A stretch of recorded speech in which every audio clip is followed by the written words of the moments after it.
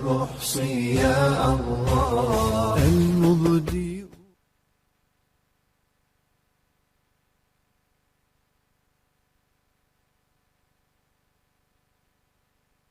الشيطان الرجيم. بسم الله الرحمن الرحيم. الحمد لله الذي هدانا لهذا وما كنا لنهتدي لولا أن هدانا الله. اللهم لا سهل إلا ما جعلته سهلا وأنت تجعل الحزن إذا شئت سهلا. يا ربنا سهل لنا ما نريد ونجنا يا ربنا مما نخاف من فضلك يا لطيف. أما بعد، السلام عليكم ورحمة الله وبركاته. تمتند الله سبحانه وتعالى. الله سبحانه وتعالى يسلو تبيرش تولي. الله سبحانه وتعالى يتسيمي لابسلام وكبيرانغا ينزكريزا يفي يديني يفي. Tumwebaza Allah subhanahu wa ta'ala abukesezanga tuli bantu. Allah subhanahu wa ta'ala atusimidde tubeere mu bakyali ku mwaliro gw'edduniya ng'era tuyitibwa bantu. Teriwo yafudde jjo ayinza kubanga ayogerwako leero ne boogera nga bagamba nti omuntu gundi oba Mustafa oba Akramu oba ali luddawa. Erinnya liba lyamuvuddeko dda nga ayitibwa linnya ddala nnyo. Tumwebaze Allah subhanahu wa ta'ala akyatuwadde chance eyo bannange yankizo nnyo n'okusinga gye nnyinza okubeera nga nkikomya. Amanya gange nze Mustafa Muyingo. Wakitiibwa Allah subhanahu wa ta'ala akkiriza era mwebaza nti alhamdulillahi rabbil alamin okubeera nga ansobozesezza okubanga ndi naawe akaseera kano.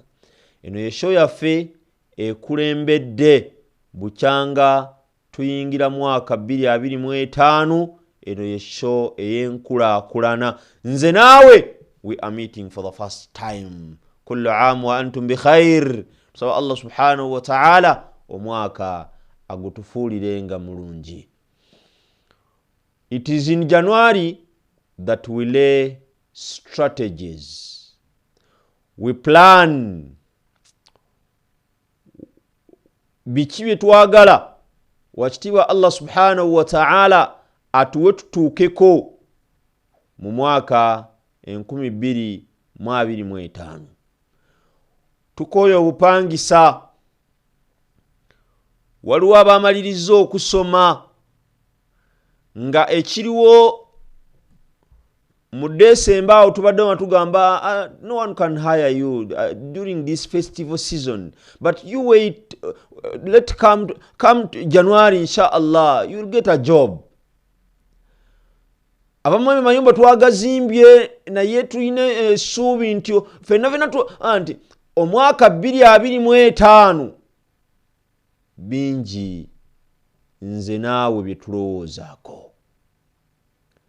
Naye byonna mu kubirowoozaako kwaffe birina okubaamu Allah subhanahu wa ta'ala.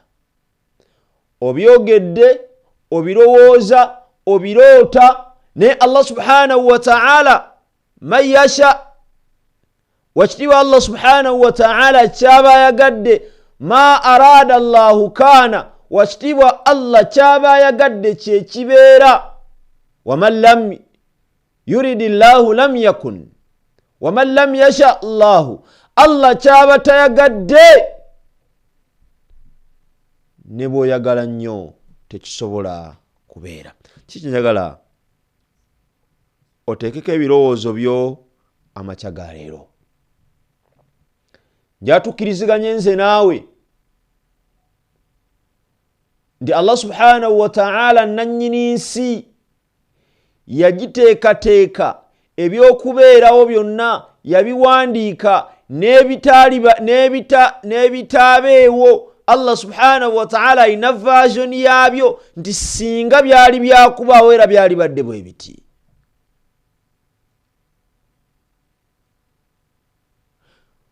ekyo kireetera omuddu okukakkana naga Allah bw'aba amanyi ebyokube ebitaabeewo for example nti singa nali wakubeera muwala singa nali wakubeera hajjati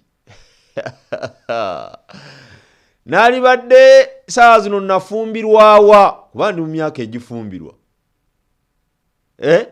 ndi mu myaka egifumbirwa alhamdulillah wembanga ndi mufumbo nali badde ndi mu myaka ejawasibwa Allah amanyi ndimba kubanga nali muwala nga Allah yantonanga ndi kitonde kikyala Allah amanyi nali badde ndi ani yali badde bazee wange nawe Allah amanyi oba kubanga wali mwami wali badde osajjalaatirawa yoyo Allah example ndoze tukoze bulungi nnyo Allah subhanahu wa ta'ala akumanyi nti oba kubanga wali mwavu nga Allah yakikola nga oli wakuba mwavu wali badde owangalira mu kitundu ki ebyo nasagala tubibuuse maaso Allah subhanahu wa ta'ala yateekateeka ensi ye nga omuddu bwayinza okubanga amaze okugula poloti tubeera wa oluusi nga ne poloti yennyini ogamba nze saagala kubeera eyo nze saagala kubeera ku luguudo olwo nze njagala kubeera wano oluguudo atuse enguudo zino wammanga zino nja kubeera yeno nja kubeera wano nja kubeera naye eyo nedda n'omala okubanga poloti ogifunye n'ogamba nti ekika ky'ennyumba kyenjagala kirina kubeera bwe kiti era Allah subhanahu wa ta'ala n'akusobozesa n'obeera nga ekika ky'ennyumba ekyo okifuna ne Allah subhanahu wa ta'ala yateekateeka ensi ye na ekyenjawulo ye kyayina nti n'ebitali byo ngwadde example y'okubanga ndi musajja olwaleero ndi musajja Allah era bakuntonda nga ndi mukyala era version ye yagiina ng'era bw'atuteekateekera nti buli omu alina ebifo bibiri olina ekifo mu jjana ate olina ekifo mu muliro yateekateeka Allah subhanahu wa ta'ala bw'atyo manyi oyinza otuuka eseera ne weebuzaabuza Nabi sallallahu alaihi wasallam agamba nti omuddu asobola okuwangaala ebbanga lyonna ng'emirimu gyonna gy'akola gya mu bantu bamujjana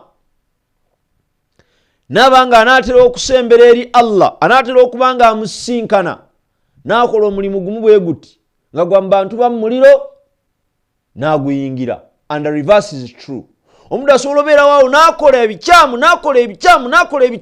n'abanga anaatera okubeera nga asiramu afa wakitiibwa Allah n'amuwa chansi n'akolayo kimu ekyamu bantu b'omujjana wakitiibwa Allah n'amuwa ejjana mu mwaka bwe tuba nga tugutandika njagala tutunuulire makanatul amal wa adabuhu fil islam obusiraamu butugamba ki ku kukola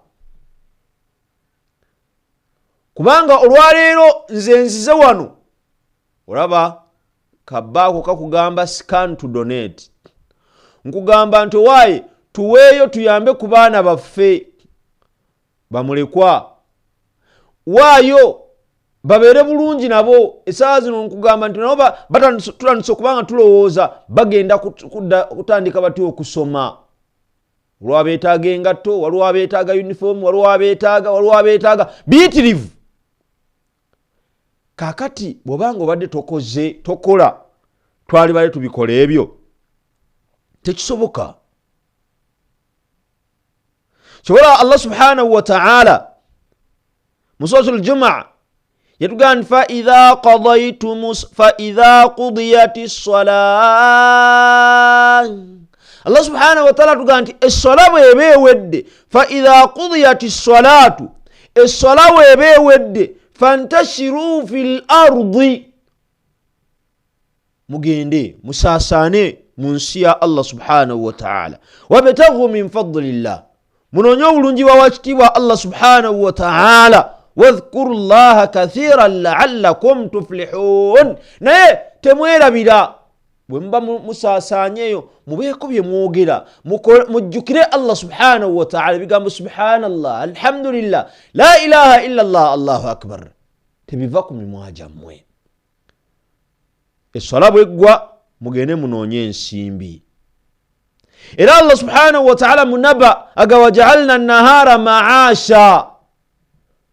Ekyo yarategeezaaga nti yafuula emisana nga kyambalo okubeera nga tunoonyezaamu eriziki, tunoonyezaamu. Omusiraamu alina okubaako kyakola, olina okuba nga olina kale at least ove waka ogende bireme kutambula nga bw'obisuubira naye nga tutudde wansi. Kutuula wansi kulinda balala, tukugamba nti omusiraamu alina kuba mukozi, omusiraamu alina okunoonya riziki, omusiraamu alina okutuuyana. Kana nabiyullahi Daawuda yakulu min amali yadihi, nabbi wa Allah Daawuda yali mukozi. Wabula wetugambira nti we sadaka eno weeyingiriramu gwe eyestrategizinze alina omulimu gwo wetukugambira wano. Leero biidhinillah nazze nga essuubi lyange liri waggulu nnyo, era njagala kugamba nsaba wakitiibwa Allah subhanahu wa ta'ala nannyini myoyo gyammwe abamanyi abandabanga nze sibalaba ampa abaddu 3 nga bampa emitwalo 10 bwe banaaba buzengera bakowoola baineemu waaki nedda nina mikwano gyange. Abaddu 3 nga bampa emitwalo 10, njagala abaddu abalala 4 nga bampa emitwalo 5 nze nga mbasiibula. Abaddu 3 nga bampa emitwalo 10 bwe kinaaba kigize biidhinillah nja kukowoola amannya kale at least manye nti omuddu yanswazizza yanvuddemu. Abaddu 3 nga bampayo emitwalo 10, abaddu 4 lwakisigala 5, abaddu 5 nga bampa emitwalo 5. Nze sho nja kuba ngimaliriza biidhinillahi taala. Tuli ku nsonga ya kukola mu busiraamu. Leka nkutegeeze aba Airtel aba MTN merchant code yeyo njagala onyige star ate aba MTN mwabasinga okuba ne sente empitirivu. MTN star 165 star 3 star 315 865 hash. Bosindika bakubuuze sente, bakubuuze sente ziseemu. Bumaliza okuteekamu sente bakubuuze reference saamu erinnya lyo, saamu erinnya lyo. Bw'ona asindika bakubuuze pini giseemu. Nze wano obubaka nja kubufuna era nja kufuna sigino ng'egamba nti gundi 10 alikuwadde. Noonya 3 nga 10, 5 nga ba mitwalo 5. Abasigadde nawe ejjira wojjira. Tugamba tutya Allah nti ffe abasangiddwa nga tuli ku TV emirimu tugiina era tukola. Ne 225 ye niyya 225 wakitiibwa Allah subhanahu wa ta'ala tukusaba otutere baraka mu bye tukola. Wakitiibwa Allah subhanahu wa ta'ala mbadde mu position yeno ebbanga ddene. Wakitiibwa Allah subhanahu wa ta'ala nsaba oleete ekirowoozo mu mukama wange ankuze. Nabi sallallahu alayhi wasallam yatugamba min yawmin yusbah illa malakani yanzilani. Tewaliwo lunaku lukya ku makya, tewaliwo budde bukya okujjako nga bamalaika 2 bakka ku ggulu ery'oku nsi eryo. Emu ku yo neega Allahumma a'ti munfiqan khalafa. Wakitiibwa Allah woya yanguyiriza oyo yenna awaayo mu mirimu gye. Eri abaddu abalina bakama baabwe nga beegomba basinkanako ko tebabasinkana, ng'akakasa bulungi bw'anaamusisinkana bingi bijja kuta. Emuddu nga akola ina mirimu gy'akola naye nga yeegomba agamba nti Mungu nsaba onsaasire onŋondeze onkolere enteekateeka nsisinkanako ku mukama wange. Eri abasajja nga ng'okumusisinkanako obusisinkanyi tusabosi byana appointment ate nga appointment eyo kyangu nnyo okuba n'abaddu abakola batiga tojja kumulaba naye nga ate wallahi singa Allah akusaasira n'omusisinkana buli kimu kijja kuba kigguka. kubanga akukkiririzaamu muvudde wala naye olwa sikedu gy'aba nayo nga si kyangu kumulaba.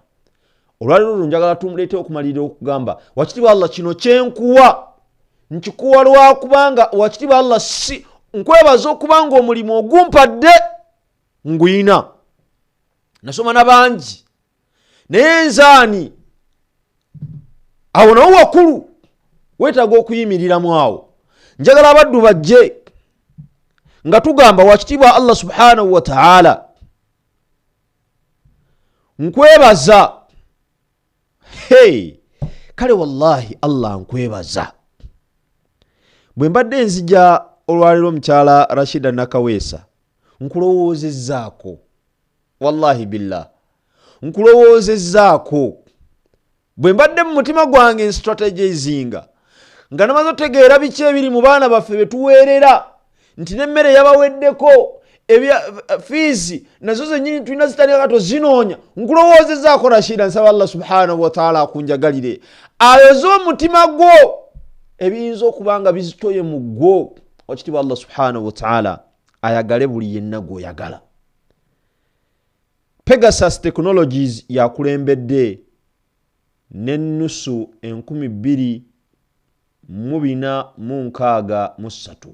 Nalubega Aisha najja n'ennusu 5, Gulam Habib 35, Kulthum Namsoke nusu 5, Naswifa 1000, Amina Sara Kinaga mama wange 5000, Haji Badru Sebyala RDC aguse n'omutwalo, Fatuma Naisanga 2000.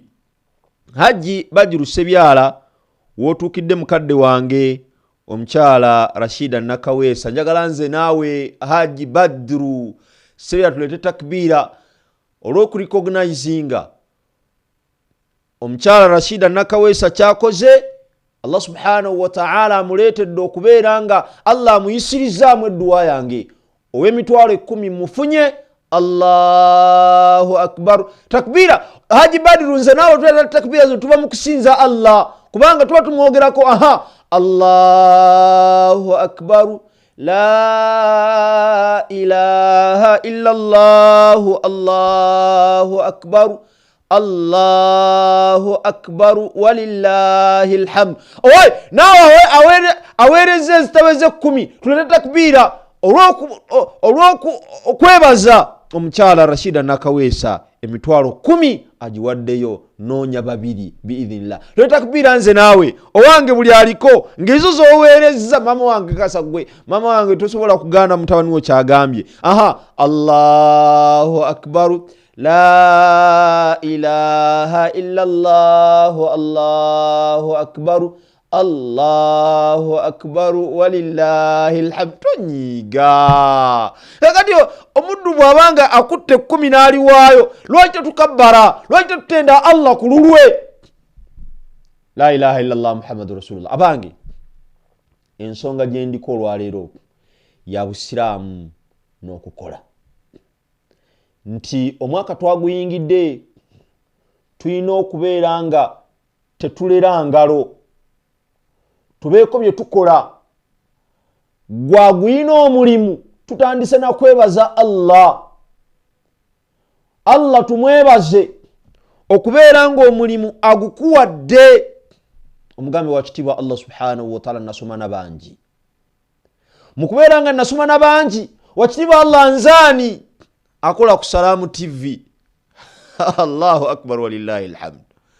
Bali luddawa be wasoma nabo, bali luddawa olina bw'omanyi bakola mirimu ki, bakola luddawa. Wakitiibwa Allah subhanahu wa ta'ala tumwebaze okubeera nga ffe emirimu tugiina naawe atagulina. Wakitiibwa Allah subhanahu wa ta'ala yenna nnyini gyo. Wakitiibwa Allah subhanahu wa ta'ala yagigaba. Abalala bandiyagala commission okuteeka we bakuteeka. Allah teyeetaga commission. He needs commission not. Teyeetaga commission Allah. Wabula yeetaaga kuwanika mikono.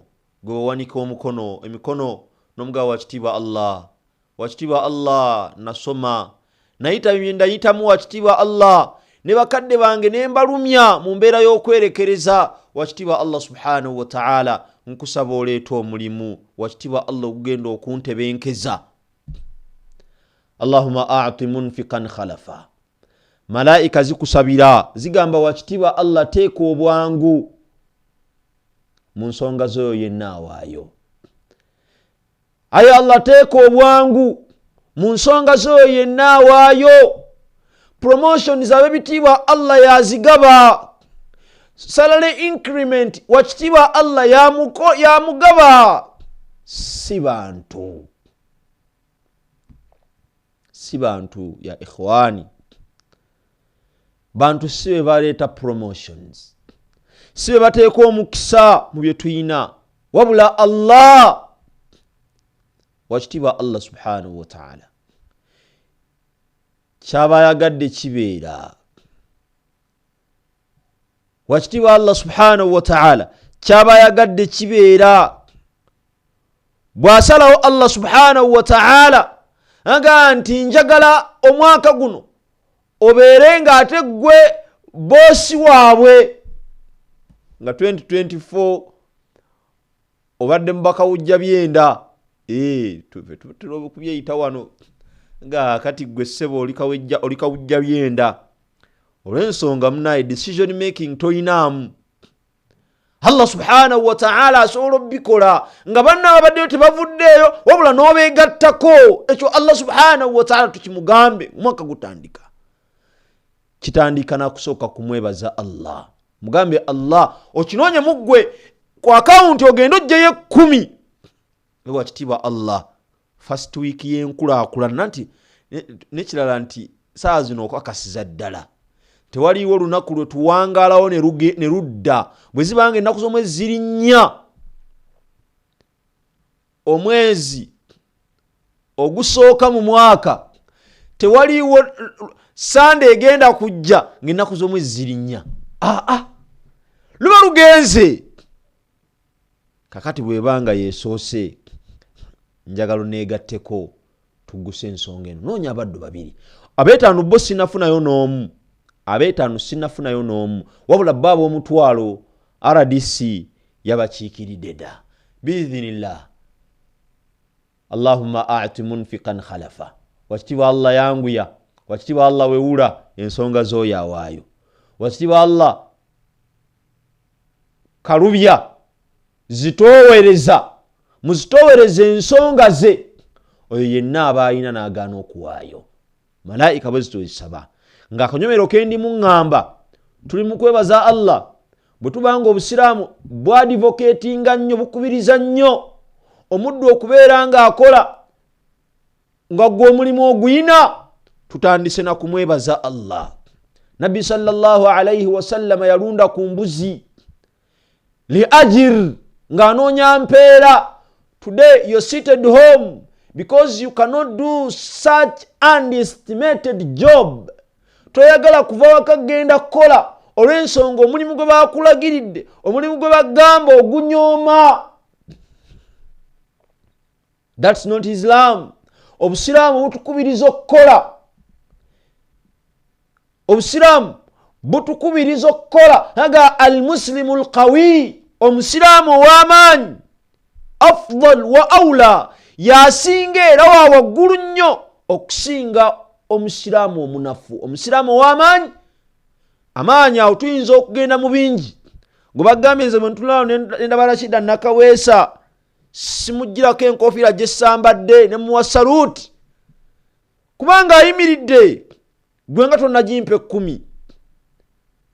Abange al-muslim al-qawi omusiraamu afaanagana Rashida Nakaweesa be basiraamu. Allah musaba Allah tubayinjiwalize olwawo okulabika naye ate lwoba olabise onzirabega wa kamera nga smile nina nnene. Abaaye obusiraamu n'okukola. Mbaka sallallahu alayhi wa sallam sayyidul khalq ekitonde ekyasinza okuba ekyebbeeyi yalunda embuzi nga kizimulunza ki afaayo ku kyafuna abeeko kyafuna alemegga abantu nti mpaayo. N'avaawo sallallahu alayhi wasallam n'ayingira mu busuubuzi sallallahu alayhi wasallam n'asuubula. Gwokola ki? Bw'obanga okiyina kkiriza tukyebaze Allah subhanahu wa ta'ala. Tungaye wakitiibwa Allah subhanahu wa ta'ala, nkwebaza. Njagala oleme kwerabira nti ekyengera buli lw'okyebaza Allah subhanahu wa ta'ala. Allah subhanahu wa ta'ala did assure us of increment. Allah yatukakasa nti bwe munanneebaza ngenda bongera. Bw'omala okubeera nga omaze omwebaza, kati awo niya gigatta ogambe nti ate wakitiibwa Allah subhanahu wa ta'ala nkusaba omwaka nga we gutandika, wakitiibwa Allah subhanahu wa ta'ala kino na kino na kino na kino. Kugambye nti mulimu mufa abamu nga twegomba okusisinkana ku bakama baffe. Gamba yini ne mbutuufu, nali nfunye appointment yange okulaba mukama wange, naye abasajja nga bandi bulala. Abasajja bagira bati, babiyita bikono.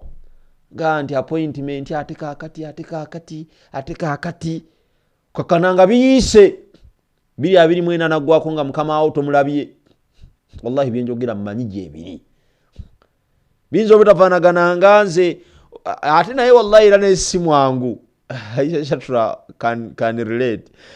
Nti oyagala kulaba haji, oyinza okwagala okugenda omulaba nga yeggaliddeyo egenda natakuwa mukisa naye alina ebimumalawo, oba alina abamwetaaza zi reports, ali bize nga buli oba omwetaaze tomufuna. Akati byonna ebyo wakitiibwa Allah subhanahu wa ta'ala abaddu nze mbalinze sinnabalaba. Awo kakodi awo kagamba scan me, scan to donate. Bw'oteekamu ogenda abalina amasimu smartphone, ogenda n'ogitunuzamu bw'oti, byonna ebisigadde byanguwa nnyo, tekaliiwaawo bubeezi akalina kye kakugamba. N'aba MTN merchant code yeeyo biidhinillah. Njagala abafaanagana Rashida Nakaweesa 2 n'abatamwenkana 5 dakika zizo 38 ezakayita ku ssaawa 12. Tuli ku nsonga ya kukola obusiraamu n'okukola. Huwa alladhi ja'ala lakumul arda dhalulan famshu fi manakibiha wa kulu min rizqi wa ilayhi nushur. Allah subhanahu wa ta'ala aluganti yeye Allah ja'ala lakumul arda dhalula, eyagitonera Allah ensingo girabanga bweri. Famshu fi manakibiha, mutambulira mu nsonga zammwe. Atambulanga anyola, atambulenga anyola, asotta kagaali akasotte. Famshu fi manakibiha wakulu, tutambulire ku ngulu kwayo mu mbeera ya bw'oba osobodde. Atambuza ebigere tambula, avugavuga. Famshu fi manakibiha, tutambulire ku yo. Abuuke wakulu min rizqi, tulye ku ebyo Allah subhanahu wa ta'ala byatuwadde. Wa ilayhi nushur, tugenda kuddizibwa eri ye Allah subhanahu wa ta'ala. Allah subhanahu wa ta'ala bannabbi be abasinga yabateekako okukola, naye ng'ate bannabbi oba oliawo yali badde abateekawo ne babeeranga basavaivingira ku bantu. Nabiyullahi Daawuda yalinga alya kuva mu mikono gye, nga kana Nabiyullahi Daawuda yakulu min amali yadi. Inna alladhina amanu wa amilu salihati kanat lahum jannatul firdausi nuzula. Ebirungi ogenda bikola otya ebigenda okuleetera okufuna firdaus? Awamu ku kkuba erikyasinza okuba eryangu okuyingira ejjana ya wakitiibwa Allah bannange sadaka. Naye sadaka kuwaayo sente ogenda zijja wanga tokola. Kyova olaba babeera waawo lega nti bwe naafuna akakadde nga mpaayo. Akadde kayinza olwawo wabula ekitono. Ekitono ekyo Nabiyullahi Sulaiman yali mukozi ne taata we Daawud babajjanga bakwita ku weldinga. Allah subhanahu wa ta'ala yabawa ne babanga basobola okukola shields mu byuma. Nabiyullahi Isa yabajja. Nuhu alayhi salam yali mubazzi. Abaye gwoba toyina kyokola kiki? Ma akala ahadun ta'aman qat. Maka sallallahu alayhi wa sallam tuga ma akala ahadun ta'aman qat khayran min an ya'kula min amali yadihi. Nga omutayinza kubaako kyalya ne bwe kiba kitono kitya ne kiba kirungi kwenkanankana oli kyalidde nga he has toiled for it. N'olya kyolidde ng'okikoleredde.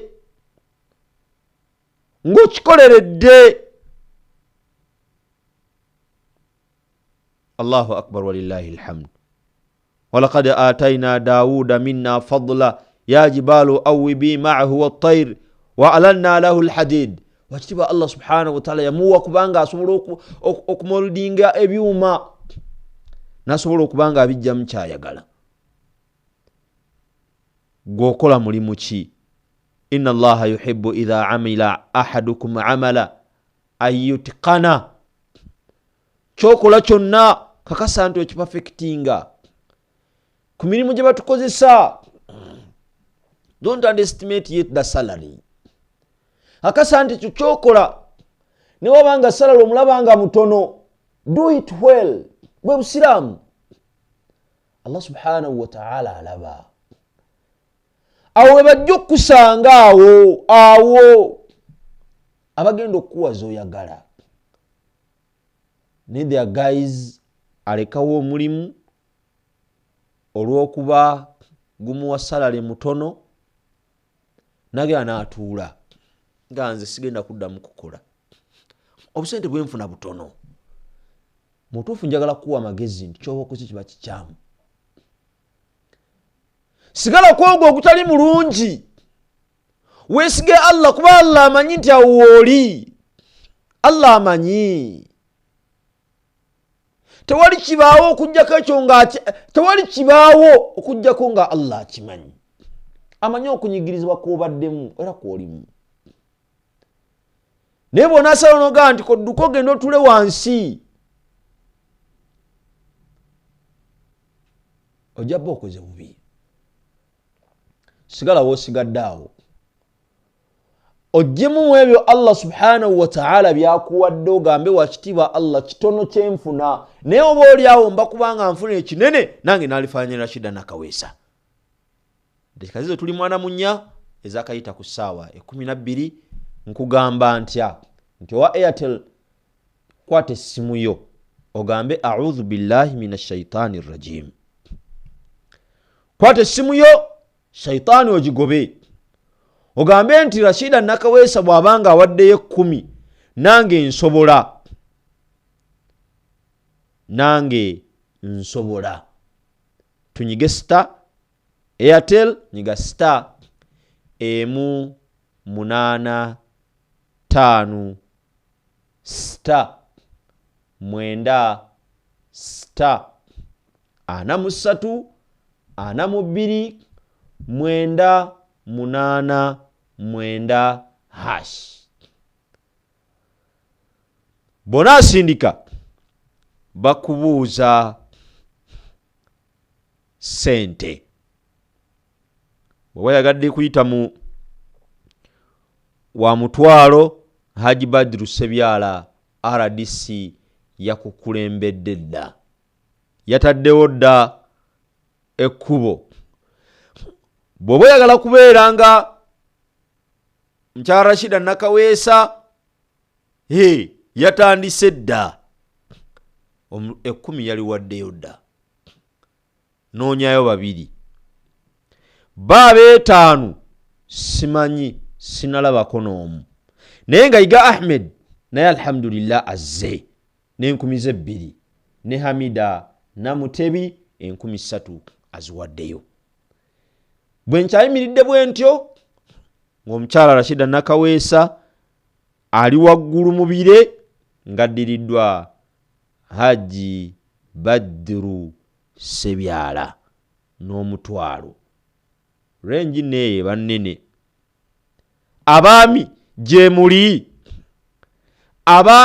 gye muli oba temuli basiimu Allah kubawa mirimu egyo gye muyina. Allah bwe tutamwebaza yayina omukono ogusembayo era yajjawo naddala nga kwoli olwokubanga toliiko naye ngeri oba kubanga obaddeko wali badde omwebaza. Atulera Allah subhanahu wa ta'ala n'atujja gye tunyoomwa n'atujja mu baawansi. Allah subhanahu wa ta'ala n'atufuula n'atussa waatutadde. Tumwebaza lwakuba nti Allah atuwadde emirimu. Byonna ebibaako emirimu kubaako abatatwagaliza, tubaako abatulwana nga tetuyombangako nabo, tetubayinaako buzibu, naye ng'agamba lwaki why him, lwaki gwe, lwaki oyo n'abeera waawo n'akuteekako empala n'eteetaagisa. Owange gwe yenna alina omulimu. Wakitiibwa Allah subhanahu wa ta'ala mwebaze. Wakitiibwa Allah mwebaze olw'okubanga agukuwadde. Sumaya Nanyanzi naye azze n'omutwalo. Kiba kitegeeza Haji Badru Sebyala oyina omukyala akwenkanye sinnoomu ne Zamzam n'alinnya naye omutwalo aguwaddeyo. Abo nno bonna beebaza Allah kyengera kya mulimu. Obusiraamu obubanga bukubiriza okukola nga Nabbi sallallahu alayhi wa sallam yakola, otunulidde ebirungi Nabbi sallallahu alayhi wa sallam bye yafuna mu kukola, kansooke ngaziwemu awo. Tuli awo tugamba ate kakati n'omusajja yennyini abuze, nze siina mulimu, kyokka n'omusajja yennyini abuze. Kakati Nabbi sallallahu alayhi wa sallam yafuna mulimu olw'okukola kwo obulungi. Akati gwe ayinza okugamba nze n'omwami siina, nze bw'oba olina omulimu weeyise bulungi ku mulimu ogwo. Do what you're supposed to do, kubanga bwe busiraamu. Al ihsana ala kulli shay, okuyisa obulungi buli kimu. Nabbi sallallahu alayhi wa sallam mukyala we yasooka his first love yagifuna ku mulimu. Omukyala Khadija binti Khuwailid bw'afuna Muhammad sallallahu alayhi wa sallam amuwadde omulimu asuubule amusuubulire. He administered so much trust. Neeyisa bulungi sallallahu alayhi wa sallam, neeyisa bulungi nga bw'agenda n'asuubula amagoba gonna aganjula. Khadija kyava agamba mu butuufu omwami ono Muhammad asaana kuba baze wange. Olabye Allah subhanahu wa ta'ala wayinza okuwa ebisinga ku salare. Olabye Allah bwayinza okuwa ebisinga ku salare ku mulimu nga mukyala yakozesa, omukyala n'agamba nti kawufuke mukyala wange, kawufuke baze wange. Oba okyali mukozesa, oba okyali mukozi, oba ofuuse nnyinimu. Kaakati katulabe tuyimiridde tutya.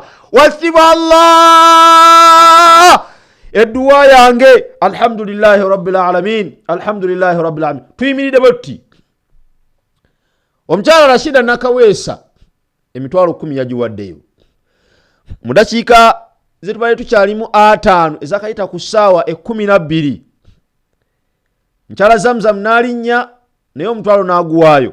Abbas Mayanja naye 2 aziwaddeyo. Mama wange Amina Nakibuule naye omutwalo n'aguwaayo. Kwebaza Allah kyengera kya mulimu na kumusaba wakitiibwa Allah subhanahu wa ta'ala atukuze, wakitiibwa Allah atukuze Allah atuteeke mu madaala agatutebenkeza. Nanti twagala promotions ate nga ziriko ne increment ya salary zetusaba Allah subhanahu wa ataka tukwongera obuvunanyizibwa ante kulika sente keyongeddeko ofuniramu wa wabula Allah tumugamba wakitiibwa Allah bino bye tukuwadde tukwebaza Allah kubanga tulina we tugendako. Wallahi eri abasajja bakusinga obukulu nga bukeera ku makya natandika okubeera nga anoonya n'ebyakola neegomba okubaako waalaga n'agenda mu sitesheni natandika okuba emboozi. Allah tukwebaza okubanga tulina emirimu. Amina Nakibuulo omutwalo ngulabye Haji Jaafar Mugerwa Haji Jaafar azze alhamdulillahi rabbil alamin emitwalo 3. Barakallahu fikum. Nsaba Allah subhanahu wa ta'ala anyweze akunywereze byoyina Haji ofisi gyokolamu Allah aginyweze ne byonna byoyagala okubanga otuuka ku Allah bikutuuseeko. Tubadde tukyali awo omukyala Rashida Nakaweesa wakutte bendera n'ogirwamu. Kakati njagala buli atatuuse mu level eno lete takbira omukulu Shafiq Matovu emitwalo 12.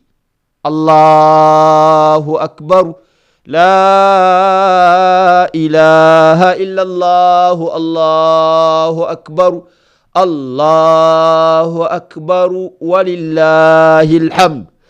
Boto tuyimiridde nga Shafiq Matovu ali ku ntikko ali ku top. Nabadde ntidde ngamanyi omukyala Rashida Nakaweesa agenda kuwetika kirasi. Mukulu Shafiq Matovu weekend wedde nakumisinga naye munange Allah akundeetedde. Nsaba wakitiibwa Allah subhanahu wa ta'ala emirimu egyo gyokola wakitiibwa Allah subhanahu wa ta'ala bwobanga gwe boosi wakitiibwa Allah ayongera obba kugondeza abakozi Allah ayongera obba kugondeza. Bwobanga bakukozesa wakitiibwa Allah subhanahu wa ta'ala akwangwize bakama abo. Ate wobanga oli mu level ng'olina level position ekyaliko waggulu nga gwe olina ba supervisor, nsaba Allah subhanahu wa ta'ala ofuuke supervisor wa supervisor bo. Allahumma amin. Walusimbi Eliasa Sempala naye omutwala aguweereza. Yebaza Allah subhanahu wa ta'ala okubanga ebukira ku makya alina gy'agendako. Abange baraka Allah subhanahu wa ta'ala mu mirimu yagissaamu, mu mirimu baraka Allah yagissaamu n'eriyo omuddu atalina mulimu. If you've ever been a culprit,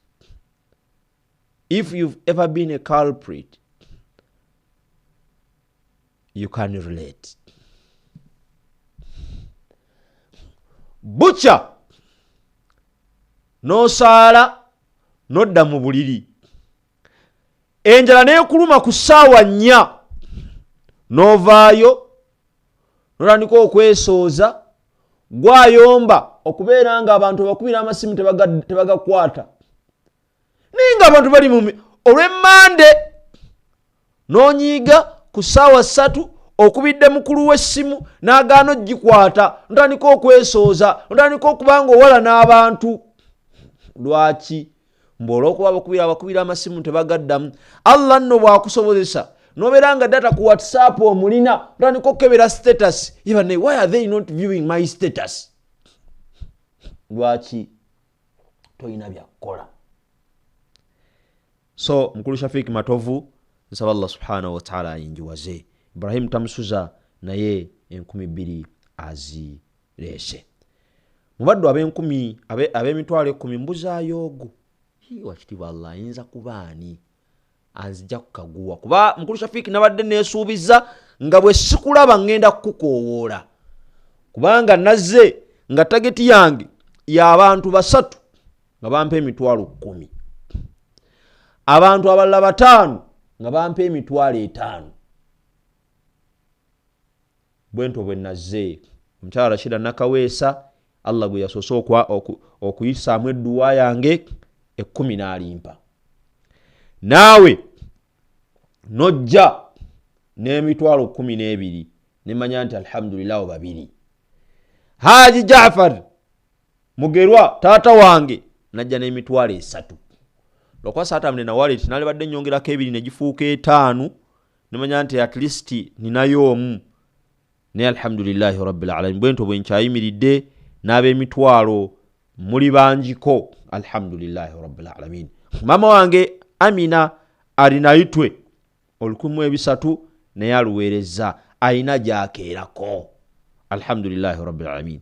Namata Hadija 5000 aziweereza. Kakati ate nne kyakyendowoozezza oba kyenzijukidde. Mulimu mmwe abatakyakola nga maama wange Amina Lubega. Agamba ate kati okukola takyakakalukana.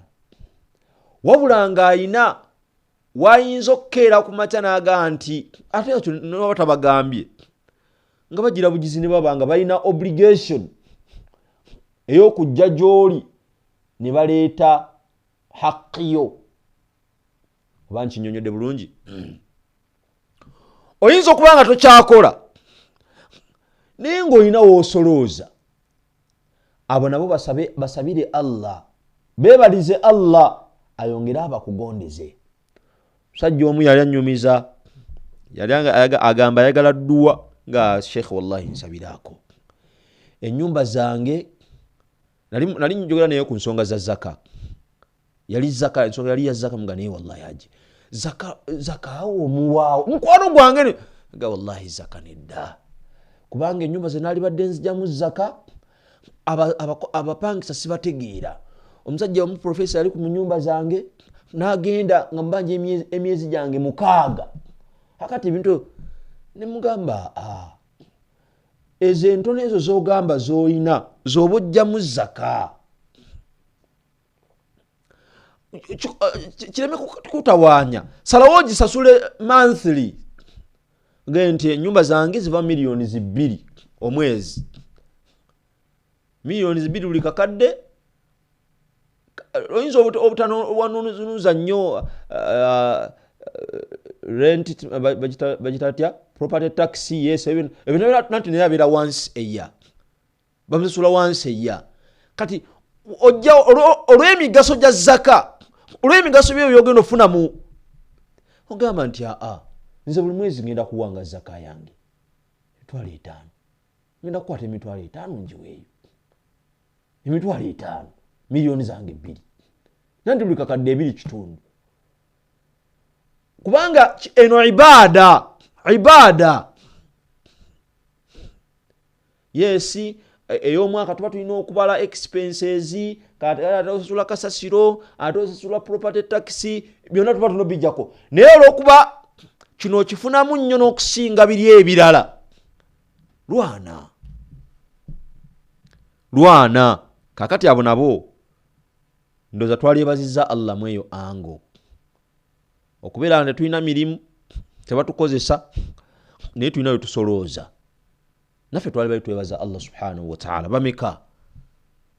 Bameka abaziina ngera Allah abanguyiriza abapangisa yenna ate bazivaamu ne zisigalawo nga nkalu. Allahu akbar walillahi alhamdu. Wakitiba Allah subhanahu wa ta'ala noonya omuddu omu andetera akatuuyo nga ndi mu esi andetera akatuuyo. Wakitiba Allah nze simanyi ani andaba ani aliko ni Allah omuddu omu bwati bwe noonya. Noweetaanu sinafunayo n'omu naye Allah mudakika 15 okuva kati ngenda bba nsiibudde. Tuli ku nsonga ya kukola. Eddakiika zino ze tugenzeemu mmaliza hadithi eno zibeera z'abakadde baffe. Nabi sallallahu alayhi wa sallama nga nkyali ku nsonga y'okukola yagamba al-yadul ulya khairun min al-yadi sufla. Omukono ogwa waggulu gwe gusinga obulungi okusinga omukono ogwa wansi.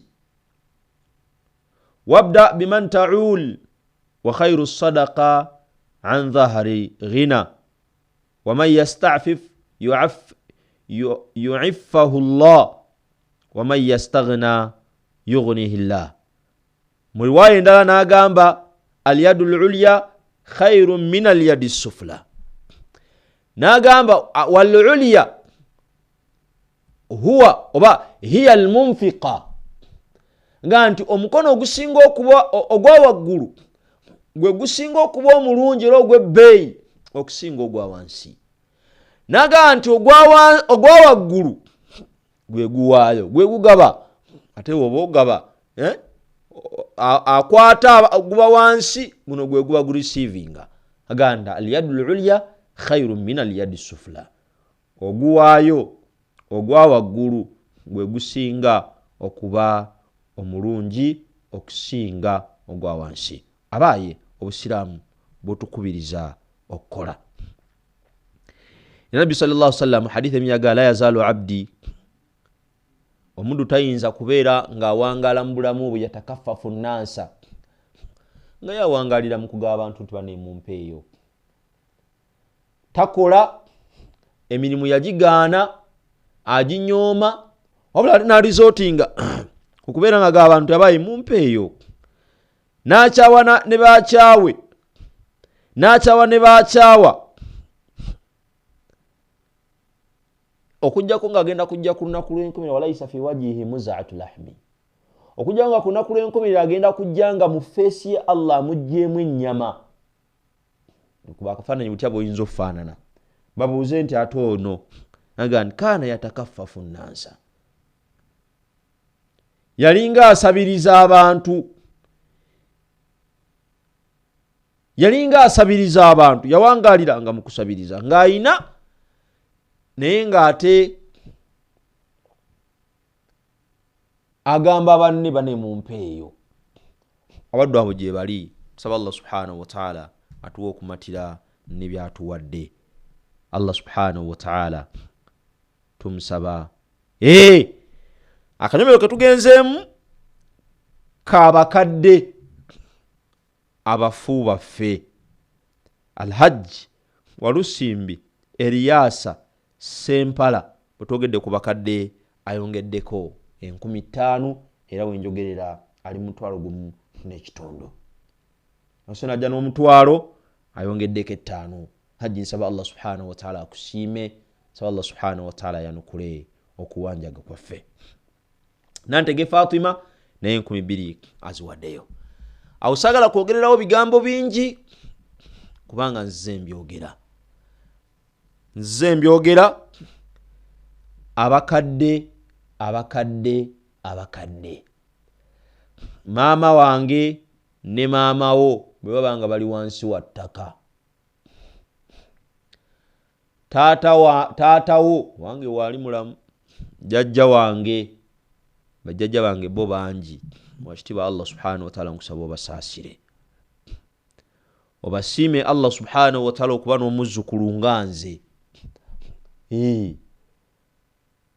Haji Muhammad Muzinga, Abdurrahman Kwambuse Nkumba, Hajati Safina Najinda, Hajati Aziza Nakazibwe, bangi. Naawe olina ababo njagala onyige essimu ng'oboogerako. Aba MTN *165*3*315 hash. Sindika nyiga send information joddamu ofuna bakugamba teekamu sente ziseemu. Owe10 nkyanoonyaayo omu, owe5 sinafunayo n'omu. Kati gwamanyi kyogamba. Omaliza oteekamu sente bakubuze reference teekamu erinnya lyo. Bw'omaliriza teekamu Airtel money pin yo. Esigadde dakika 10. Aba MTN nammwe eyammwe ogamba nyiga star 165 star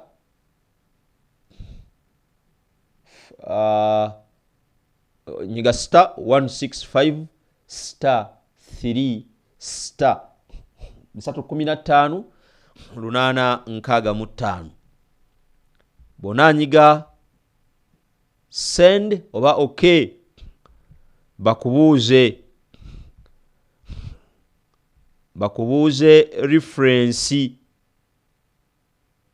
reference bona agisaamu bakomekkereza bakusaba piniyo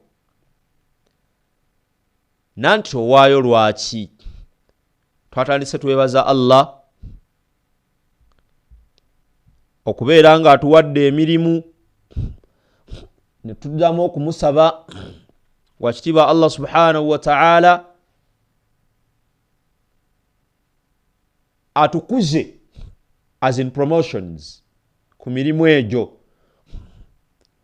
Ntumusaba ekyokusatu bwe tuba nga ffe bakozesa Allah atwanguyize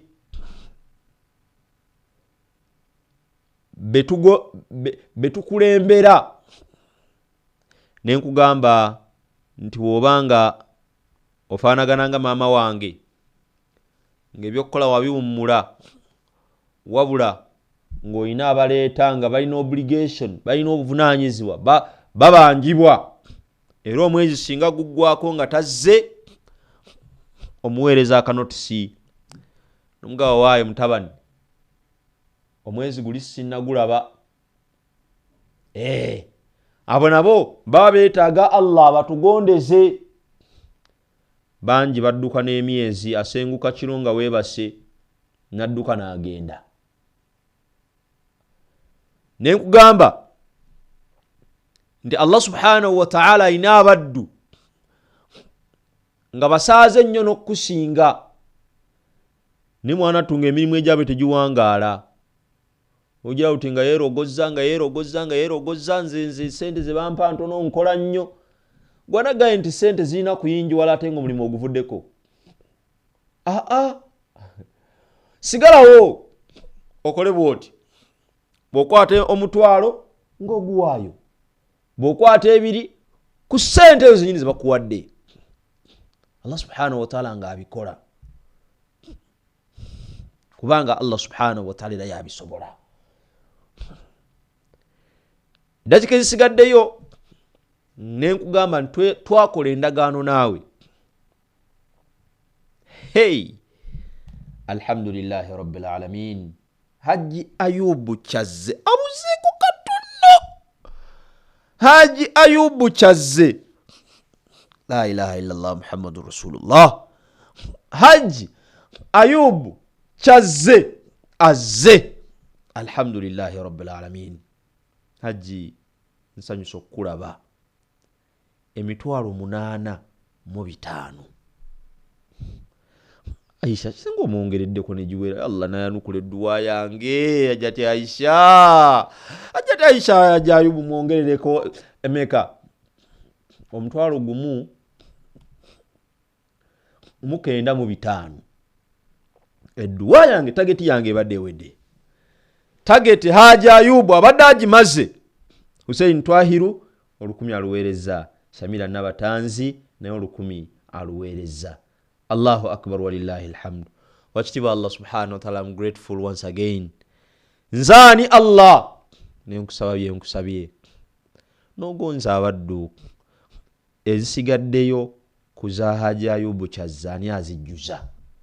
Nze mmanye nti target ey'abaddu basatu nga bampa emitwalo 10 at least njifunye, at least njituuseeko. Haji Ayubu Kyazze ka message wano engeri gye kafaananamu bakataddeko embeera ey'enjawulo, akataddeko omutima, ka message kaliko omutima gwa red, kitegeeza nti Hajjati Aisha asanyuse. Saba kitiibwa Allah subhanahu wa ta'ala. Kyawededa Haji Ayubu Kyazze leta owange negattako Allahu akbar la ilaha illallah Allahu akbar Allahu akbar walillahi alhamd. Omutwalo gumu mukenda mu bitaanu gwongeddwako. Am yet to know. Aisha yagongeddeko oba Haji amaze n'agamba kanzongereko. Emitwalo 10 giweze. Abantu basatu bampadde emitwalo 10 nga mulimu omuddu ayitibwa onabeera anko wange Shafik Matovu emitwalo 12 nabeera class bwato bwakyagikulembedde. Simanyi oba nnyinza ofunayo we 15, simanyi oba nnyinza omufuna naye Shafik Matovu kojja wange erinnya bwentu bwe nalikwata Shafik Matovu. Saba Allah subhanahu wa ta'ala akwagale. Allahu akbar walillahi alhamd. Esanyunga nina lingi bugumu ngali mpitiriddeko kyokka nga ate esikweri. Alhamdulillahi rabbil alamin. Bane mwebale nsaba kitiba Allah subhanahu wa ta'ala fabata abatakola nga tuyina betusolooza wakitiba Allah subhanahu wa ta'ala atwanguize betusolooza. Ajata Aisha mama wange ali bulungi weekend lisamulaba atasafuna message kuva gyoli kungamba nti ali bulungi. Mama wange Amina Hajjati Amina Lubega ali bulungi. Ate omukyala Asha ate Mbabazi naye ali bulungi. Abantu abo njagala at least ompe report ku bo nti kuba Haji Jafari mulabye, Shafiki mulabye, Rashida Nakawesa mulabye. Kakati abantu abo bakakatako okubanga ombuulira oba nti bali bulungi. Bannannyini nkulaakulana abaddu sina lwe nalimbaddeko wano ennaku emirundi egisinga nfuna nnyo information okuva gye bali. Saddam Kawuma naye 2,000 aziweereza. Tuli mu kanyomero k'abakadde tebakyali akabasimati. Haji Walusimbi Eliasa ayongeddeko 10,000. Saba Allah subhanahu wa ta'ala alwanjulire gw'oluweereddeyo wakitiba Allah subhanahu wa ta'ala amusanyuse amukyusize kifo mwali. Bwaba maama wakitiba Allah amusonyiwe era bwaba taata Allah subhanahu wa ta'ala amusonyiwe. Ali mutwalo gumu mukakaaga. Owuwo mukoleddeyo ki mukaddewo omufuuwo omukoleddeyo ki gwasinga okukimanya nze simanyi. Nabikibi yakubeererawo ngamba mukaddewo oyo yakubeererawo kyenkana ki gwasinga okumanya nze simanyi. Kubanza abange Hajjati Safina Najinda. Saba Allah subhanahu wa ta'ala amusiime amwagale amukyusize waali bwe wabi. Allah subhanahu wa ta'ala amuterewo embeera esinga okuba ennungi. Bwe walungi Allah amwongererewo obulungi. Alikanyanyaawo yambukira ku poliisi we twamussa. Ate bamba wange Amina Zabali Sebugwawo twamuziika Bugerere. Ababo we wabassa bw'osirika bw'oti olabawo. Nze abange mmanyiiwo. Awo twabassa tebagenda kuddamu kuvaawo. Kiri gy'oli okubeera omwana omulongoofu ayinza okusigala ng'obakolera ebyebbeeyi. Mu dakiika esigaddeyo entono bw'etyo kkiriza nkujjukize nga nnoonya asembayo. Airtel nyiga star. Aisha akyalina kyagamba. Kiramu 5 zinyongere. Ndaba Aisha alina kyagamba. 5 zinyongere mbasibule kwemu 2 insha Allah ta'ala. Aba Airtel nyiga star emu 5 star emu 8 5 star 9 star 43 42 9 8 9 hash. Bonyiga okay bakugamba teekamu sente. Enter amount. Sente ziseemu. Omaliza okusaamu sente bakubuuza reference. Reference giseemu. Bw'ovaawo Airtel Money pin yo yesembayo. Ekakasa nti mu butuufu si nsobi obikoze obitegeera. Aba MTN nammwe yammwe njagala dakiika 3 ezisembayo tufune dduwa biidhnillahi ta'ala. Aba MTN onyiga star emu mukaaga 5 star 3 star 315 8 65.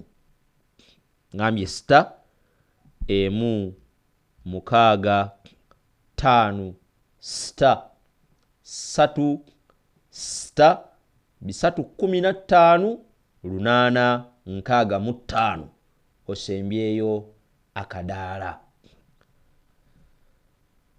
Bonasindika bakubuuze sente mmeka. Bw'ozissaamu bakubuuza reference giseemu. Bw'omaliriza teekamu MTN pin yo. La ilaha illa anta subhanaka inna kunna minadh dhalimin. Subhanallah walhamdulillah wala ilaha illa Allah. Allahu akbar. La hawla wala quwwata illa billahi al-aliyyil azim. Wakitiba Allah subhanahu wa ta'ala nanyini budde. Wakitiba Allah subhanahu wa ta'ala nanyini nsi neggulu. Wakitiba Allah subhanahu wa ta'ala tukwebaza olw'ebengere ebiyitirivu Allah byokyatuwadde omuli ekyengera ky'obulamu. Ayi Allah n'ekyengera ky'okubeera nga ye Allah tuyina bye tukola. Wakitiba Allah subhanahu wa ta'ala tuyina emirimu Allah. Wakitiba Allah tugondeze bakama baffe. Ayi Allah subhanahu wa ta'ala tugondeze bakama baffe abatukulembera. Ayi Allah subhanahu wa ta'ala batuweera obulamu obulungi. Wakitiba Allah subhanahu wa ta'ala tufuule baganzi gye bali. Wakitiba Allah tuyina bakozi bannaffe ku mirimu gyaffe.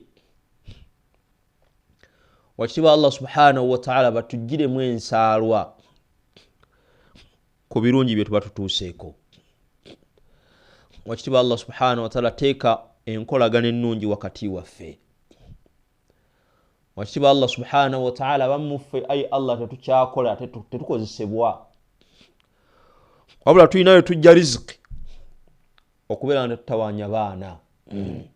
Wakitiba Allah bitufuteeremu emirembe. Ayi Allah tuwa abapangisa abalungi. Ayi Allah subhanahu wa ta'ala batatutawaanya. Ayi Allah subhanahu wa ta'ala tukakkanyize abayinza okwagala ebyobwereere. Wakitiba Allah subhanahu wa ta'ala tuwe obutebenkevu ku mirimu gye tukola.